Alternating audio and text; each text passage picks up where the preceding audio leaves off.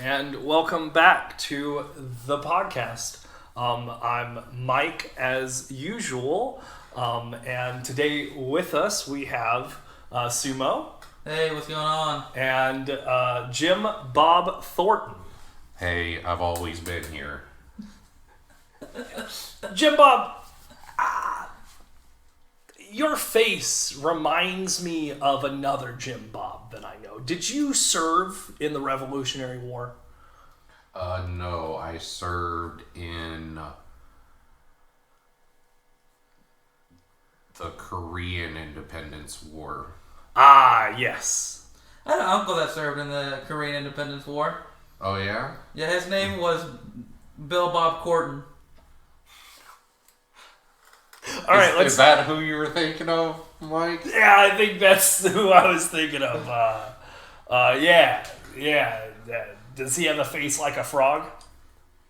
Yeah, but it's kind of like mixed with a duck, you know? Maybe I'm not thinking about this guy. Yeah, he's pretty unique. If you saw him, you'd remember him, you know? Yeah.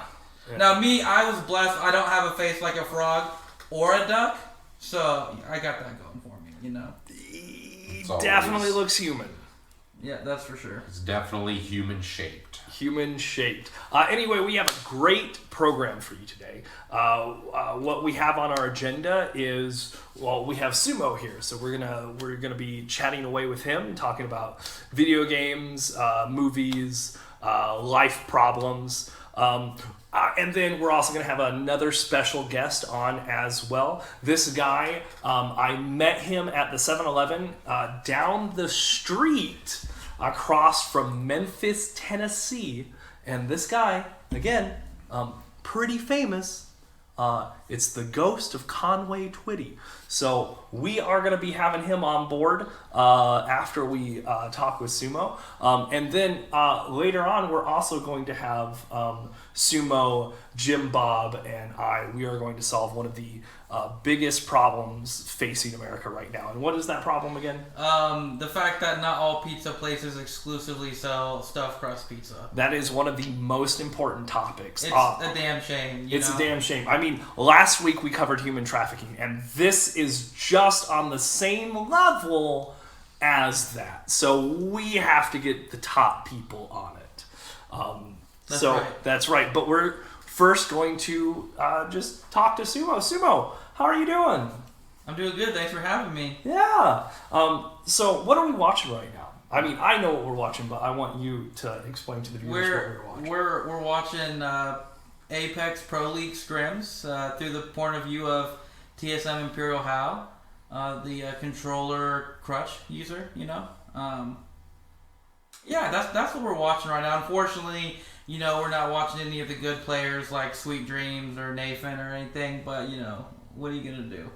So is this like something that just happened today or is live right now? Yeah, it's live right now. What they do is like when Pro League lobbies are about to start, you know, like the tournaments are about to start, they'll hold scrims for the players to like play against each other, to like practice essentially, kind of what comps people are playing, what spots do they land on the map, you know, just so they can get a feel and they don't go into the tournament completely blind, because like competitive professional Apex is completely different than like playing ranked or just like casual or whatever. And so this is the only time where they can actually get practice at this level of pro play.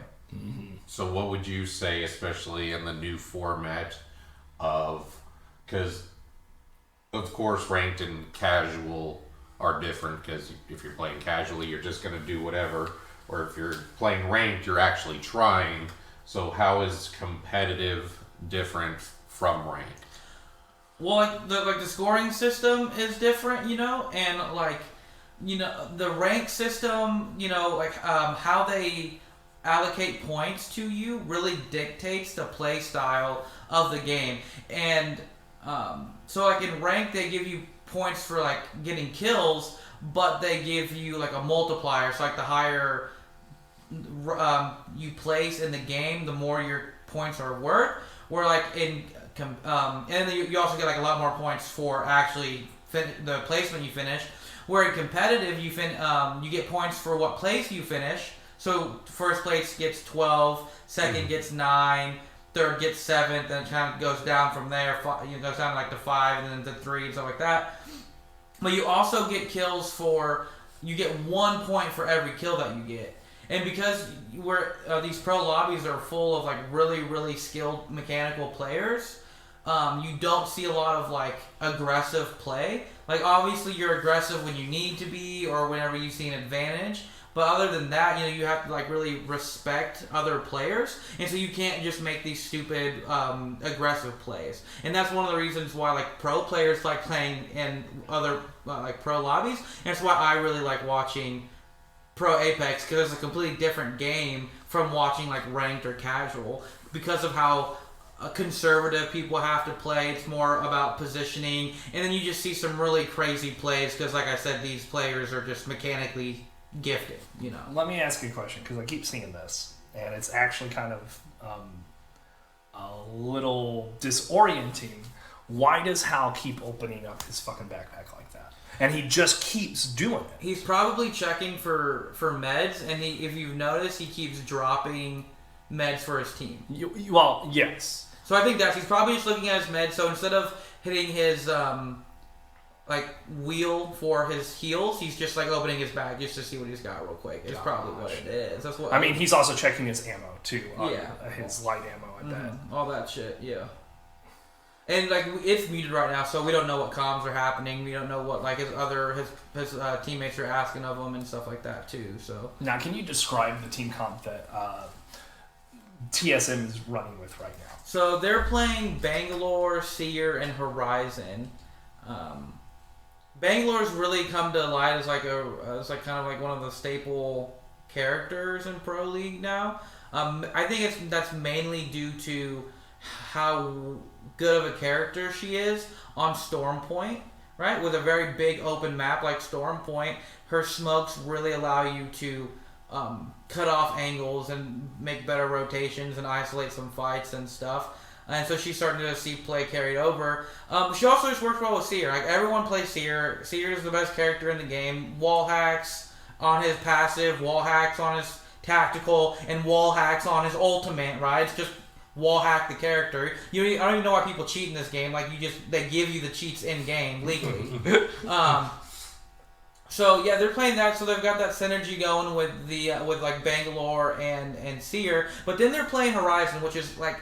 Horizon saw a nerf this season, so it's actually kind of surprising to see that, because like a lot of people don't like Horizon. They buffed they nerfed her ultimate, buffed her tactical just a little bit, but I think the reason why they're playing Horizon is because it's a counter to Catalyst. Everybody's starting to play Catalyst, Seer, and then like whatever other character you want, whether that's Valkyrie, Bangalore, Horizon counters Catalyst, gets around the walls, you just throw your grav lift down, you get to peek over it. I personally think that they have the best spot right now. Even though they have a Caustic team right below them, where they are right now, I think they might, because they have the high ground.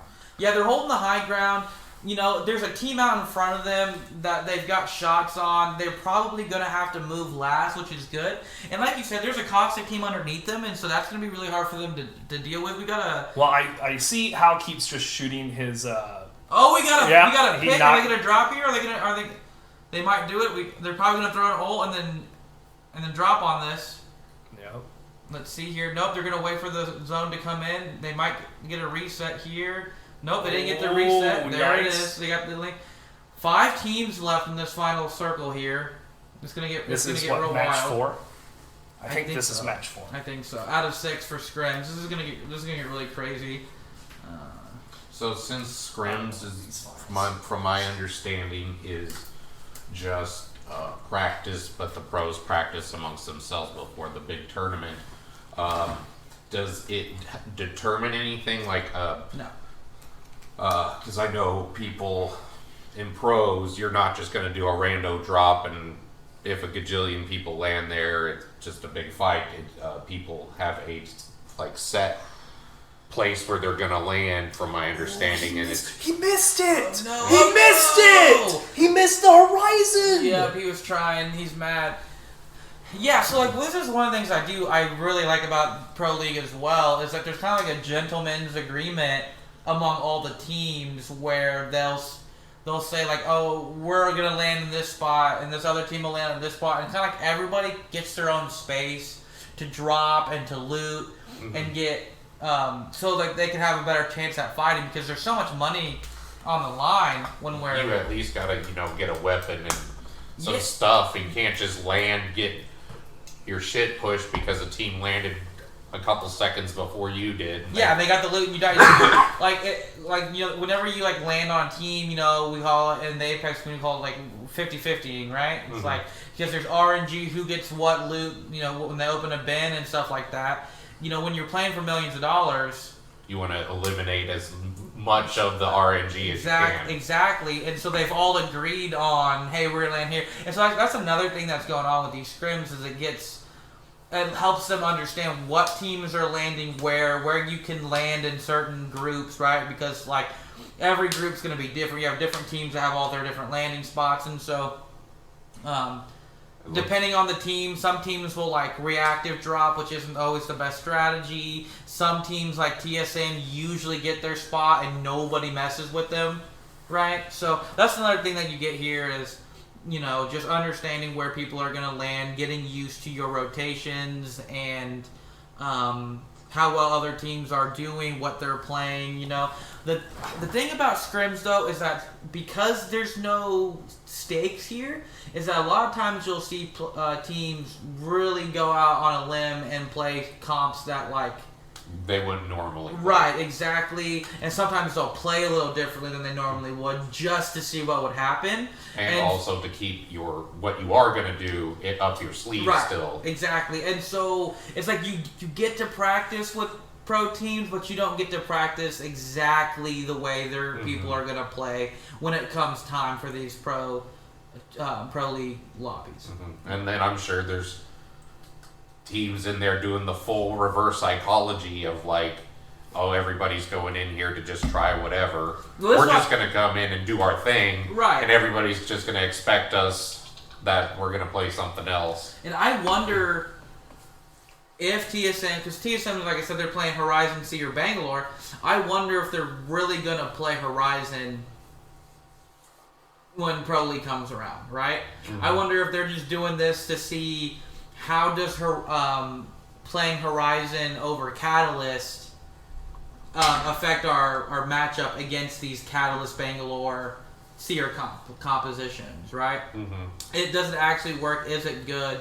Because they're not playing Catalyst, they have no information on Zone, right? So they're playing a very aggressive composition because of that. But here's the cool thing about these recon legends that can scan for enemies now, right? Is that if everybody's playing for Zone, when you go and you scan your enemies, you can tell where Zone's going to end because all the people are already in spot for Zone.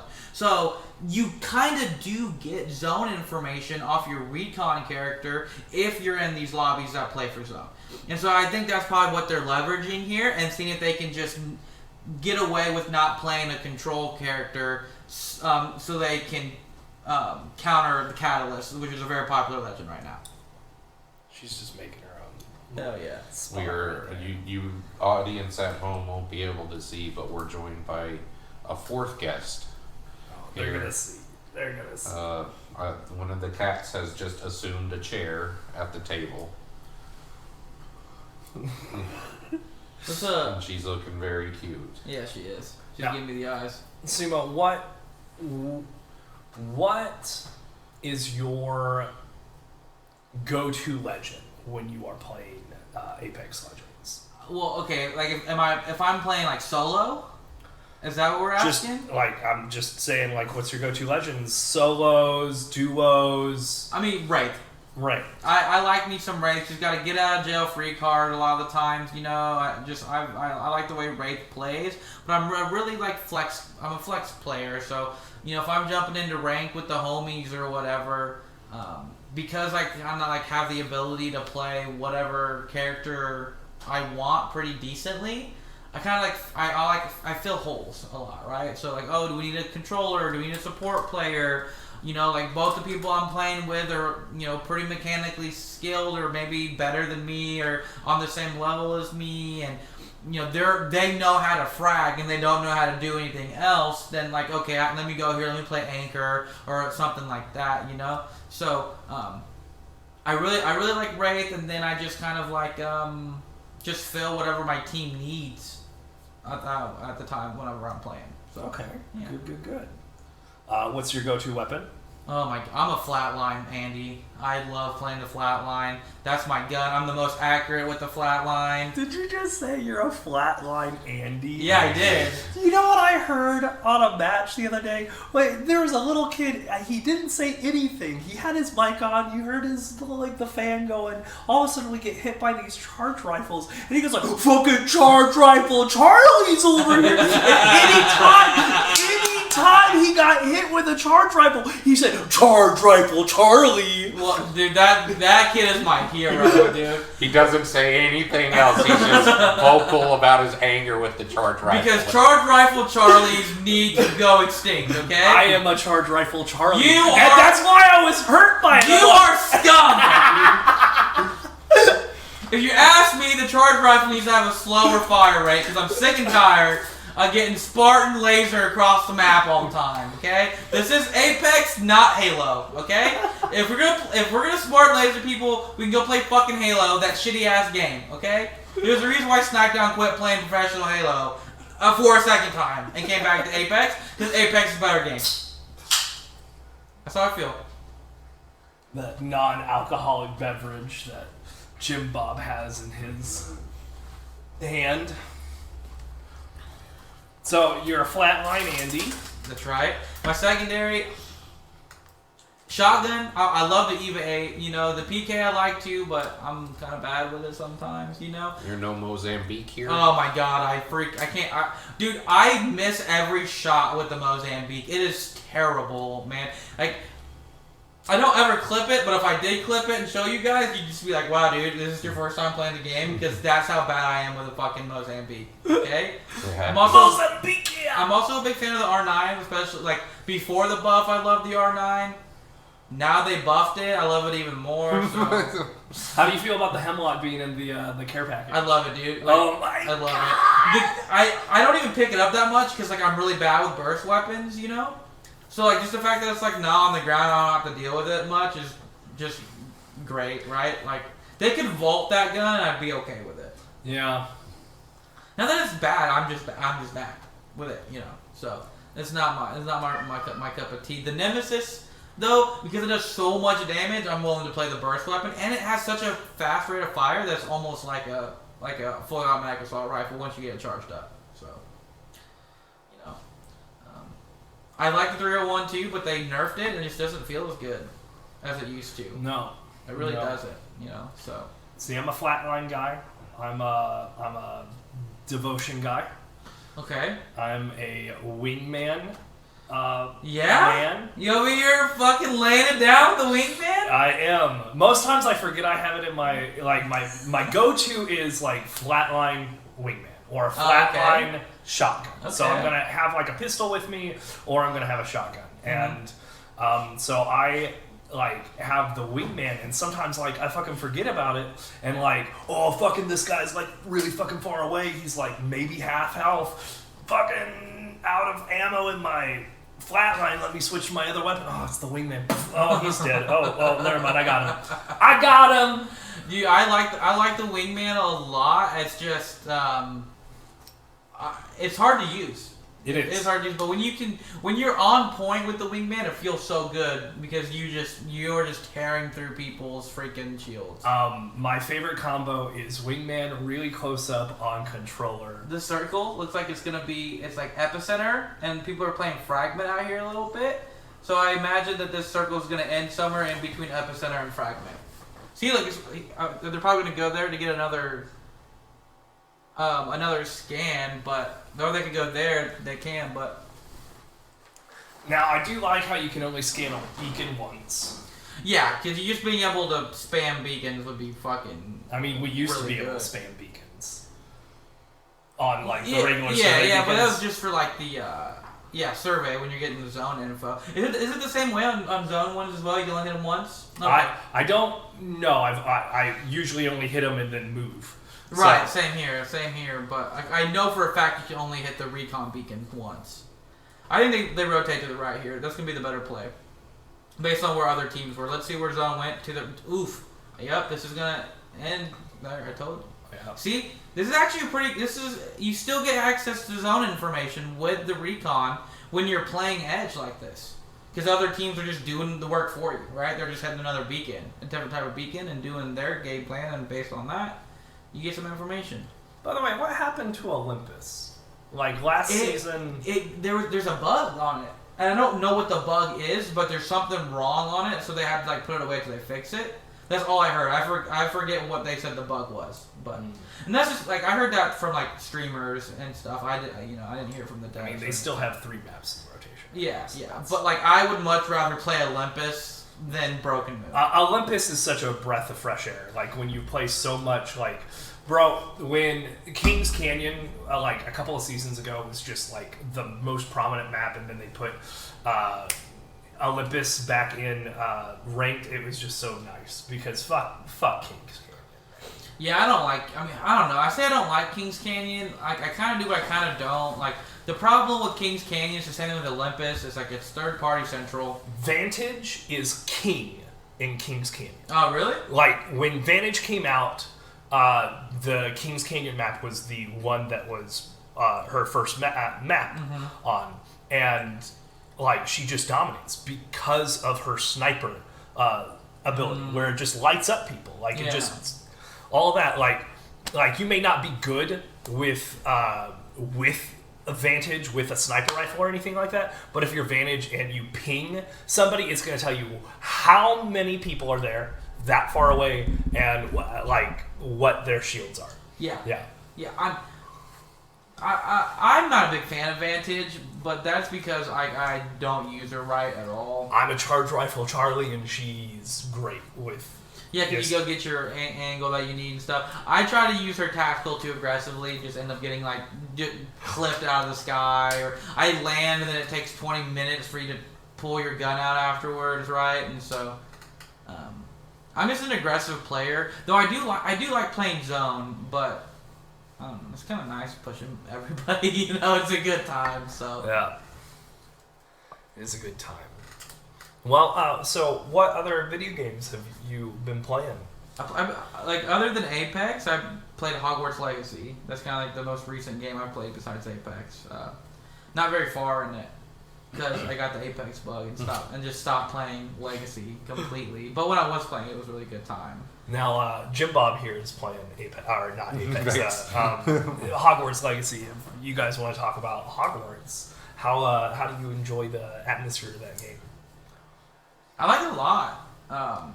It's fun.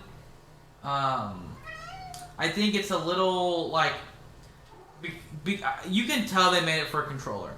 You know, me playing on PC. You know, but I have a problem playing it on controller for some reason. Like it's a personal problem. I can't hit my Protego on my controller very well for some reason because it's just it's like whole triangle, right?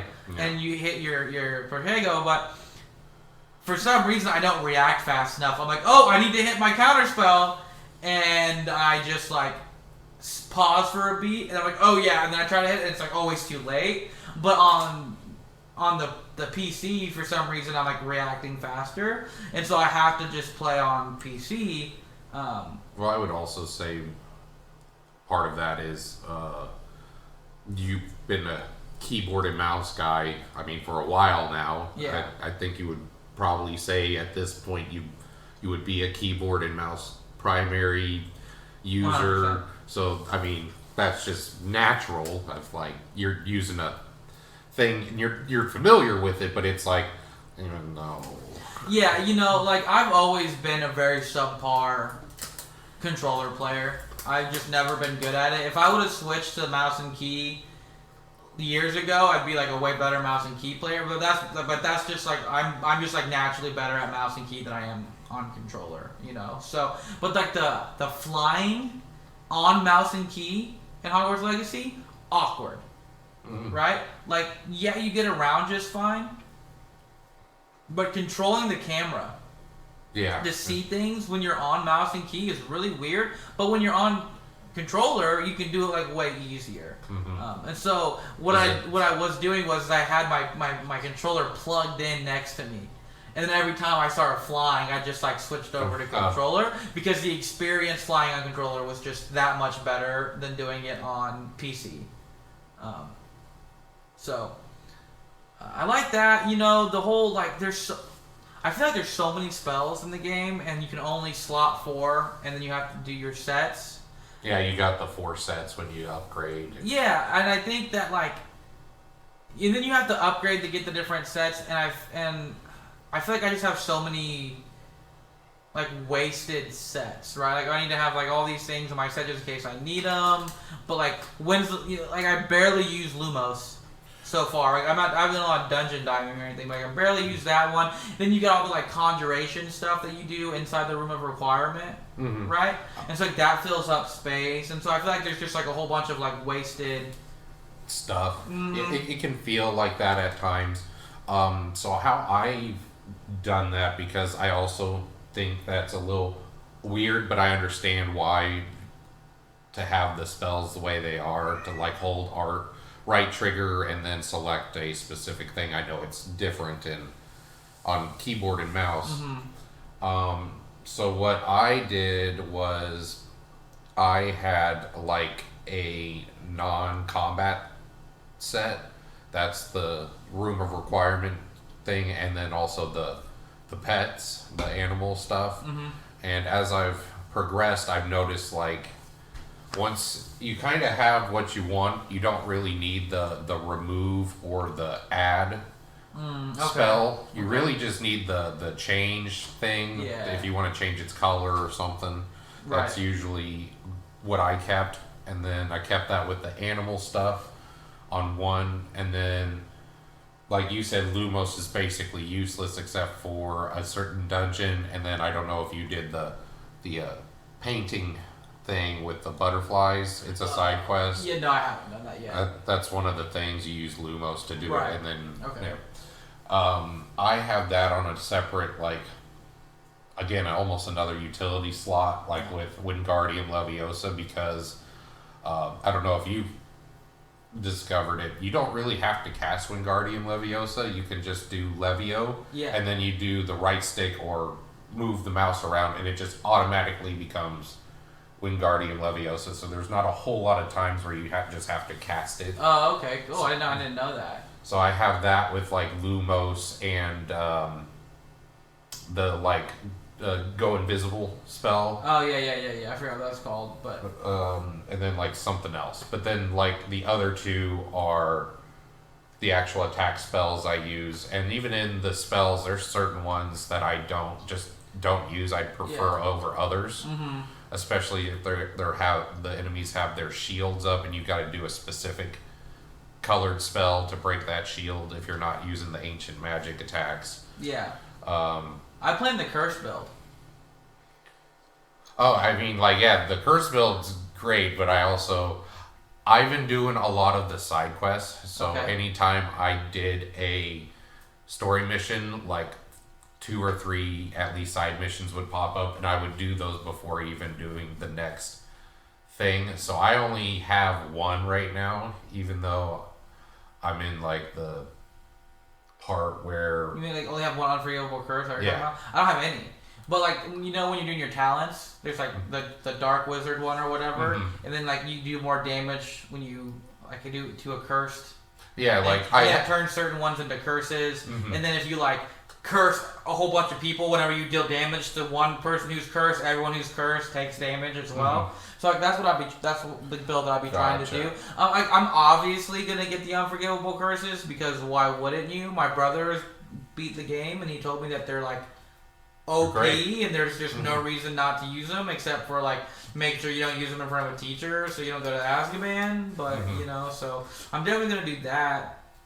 But I'm just putting all my talent points in the curse tree, and the like general tree. I forgot what they call it, but that's the one that gives you the like extra spell Slot. sets and Yeah, the wig and well heals you more. Yeah, I'm doing a lot of that though. I am starting, like when I see other people play, the like power and the ones that like make Levioso do multiple people, and like the fire one, there's like a ring of fire out around you. Like seeing that kind of stuff, people like actually play with it. I'm like, oh yeah, that's like really good. Maybe I should put some points into that because I'm a single target Andy right now, so I have to like target, switch, curse, and constantly switch targets, and so it's kind of like awkward. And I find myself like maybe cursing 2 people and then like fighting those 2 people and then moving on, instead of cursing everybody. So that might help me,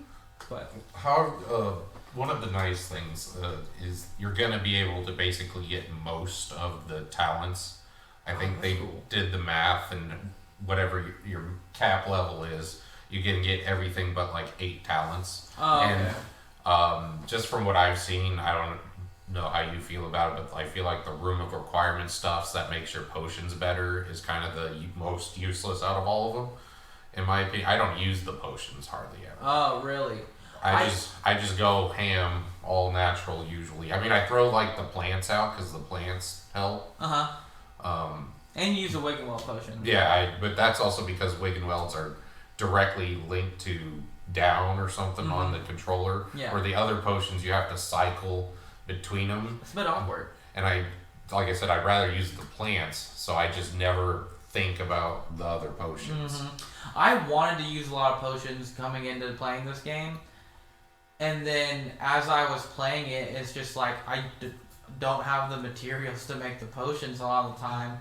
And they cost so much at a vendor, and then like I'm not going around and exploring super hard for all my mats, so like I just don't have a lot of the potions to use. But I would like to use them more, but they're a little awkward to use, because you gotta hit like on mouse and key. I think it's like you have to hold tab or something like that, Probably. and then pick what you want, and then let go of it, and then tap Tab to make it happen. And it's just, the game is good. There's just a little bit of like awkwardness on the control or on mouse and key for like some of the keybinds, right? Like I can change my keybinds, of course. It's just trying to find the right, like a comfortable keybind setting that works really well with everything. Like changing your spell set is default to like F1, F2, F3, and that's kind of a reach, Yeah, because that's on the top of your keyboard. Right. So, and then like I think the numbers like 1, 2, 3, I think those do stuff as well. So like I have to actually go back and look what those do, because I would just move them there, but I think there's a reason why I didn't. So that's another reason why I don't like the sets. Like I feel like if I could bind the spells that I wanted to specific keys, then maybe it would be a little more smooth, right? Because then I can like have my set. Well, honestly, if you just have almost like a little mini MMO keybind just at the bottom of you have. Oh yeah, that's what 1, 2, 3, 4 is. They're set to my spell sets, right? Yeah. So that's what I am. One casts a certain spell, 2 casts a certain spell. So I wonder how the game would feel if it was more of that MMO style where I could like click on my spells and they would cast. It'd feel a lot different for sure. Well, I don't even necessarily mean to click on them, but they're still keybind, but instead of only having 4, it goes all the way up through 0. Yeah. So you could like pow, combo. I really want to invest in a in a mouse, and I'm not gonna do it because it's only good for like, maybe I will, who knows? But it's really only good for like MMOs and maybe like story games like that. But it's like just getting a mouse with a whole bunch of buttons on it. That was wild. He almost popped off. He there. almost popped off. And then he backed down. Well, he was 1v3. He tried to get a pick. I don't know if he did or not, but yeah, like those mouses with a whole bunch of buttons on the side are like my friend, especially when it comes to like MMOs and things like that. Because I'm okay with my left hand and stuff, but like just having everything on my thumb, my right thumb is just so nice. Especially when like we're talking about like World of Warcraft.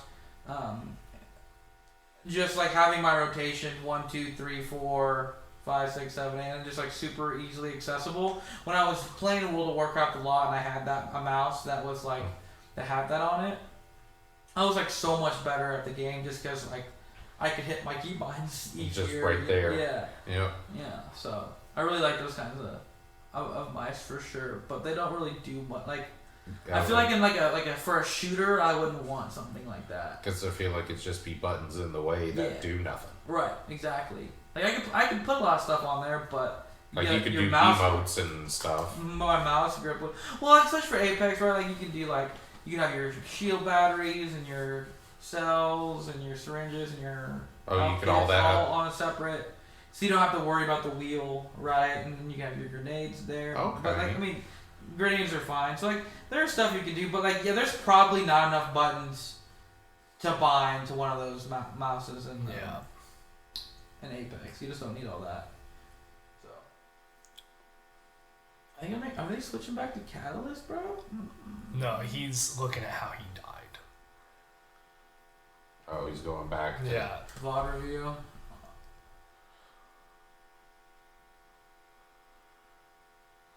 I've got the same LCS League of Legends like pro channel followed. Never watch it.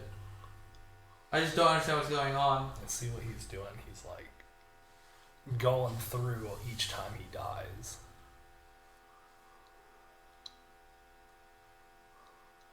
They get third party here. Is that what happens? Yeah.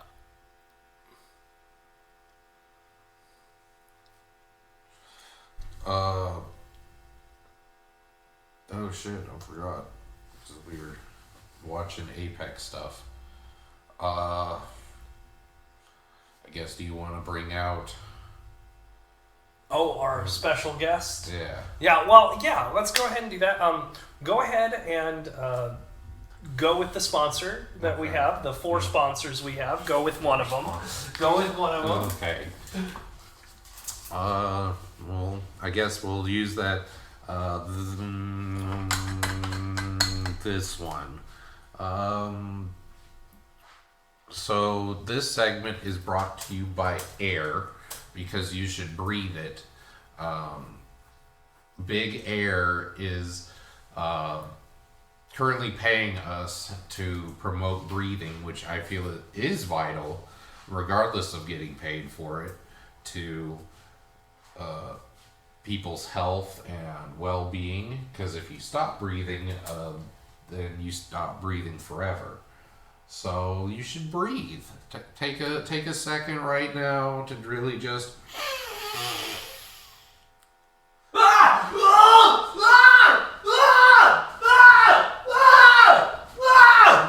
no more guests. No more guests. No more guests. No more guests. Are you okay? What happened?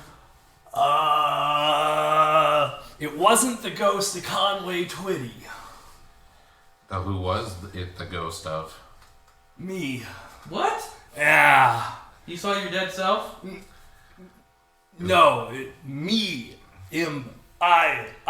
Oh. The ghost of the old Me channel from Nintendo. That's scary, dude. Boop, boop, boop, boop, boop, boop, boop, boop. Boop, boop, boop, boop, boop, boop, boop, boop, boop. Well, that's a copyright strike from Nintendo. What is happening right now? Boop, boop, boop.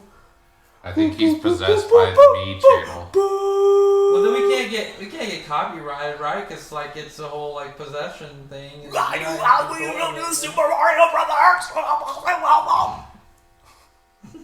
What the? I was about to say it. Something stupid like, was there a Super Mario Brothers on the Wii? And Of course there was. I sold them. Anyway, that was our special guest. Now we're going to move on to one of the most important topics facing the American citizens of the United States. And that is, what was that again? The fact that pizza places don't exclusively sell stuffed crust pizza. All right, yes. Now we're going to get to the bottom of that. Jim Bob, who should we call to fix this problem? I feel like Larry David would be a good start to put in hate pizza shops that only exclusively sell cheese crust pizzas. And who do you think we should call? I think we should call a fucking lawyer, okay, and figure out why Pizza Hut is the only goddamn place offering stuffed crust. They got a fucking patent on it or something? It's just cheese in crust, okay? How can you patent that? I thought Marco's had cheese in the crust. Well, fucking finally someone else is doing it because I'm tired of ordering for Pizza Hut when I want some fucking stuffed crust, okay? And that's how we solve. We just need to sue everybody who's keeping the man down. Okay? Now, what man would that be? The man that wants stuffed crust pizza, not for Pizza Hut. And that's all the time we have for today, folks. If you want to join us, go ahead and hit like and subscribe. You know what? Don't. Just hit the dislike button, subscribe, then unsubscribe. Anyway, we love you. This has been Jim Bob Thornton, Sumo, and Mike as always. I love you.